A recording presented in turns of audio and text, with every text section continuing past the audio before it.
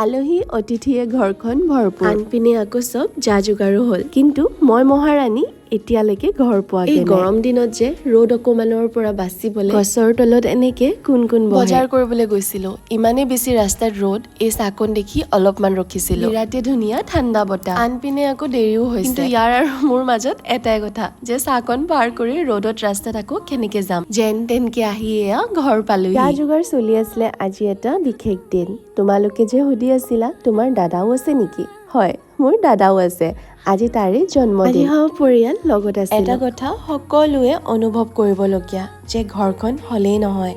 ঘৰত যেতিয়া সপৰিয়াল লগত থাকে সেই ঘৰখনহে ঘৰ বুলি কোৱা হয় নহয়নে এতিয়া জলদি যোৱা তলত দিয়া লিংকটোত গৈ মোৰ লং ভিডিঅ'টো চাই লোৱা আৰু বহুত দিনে হ'ল মই কাৰো নাম লোৱা নাই তোমালোকে নিজৰ মৰম লগা নাম কেইটা কমেন্ট সেকশনত দি যাবা চেষ্টা কৰিম সকলোৰে নাম ল'বলে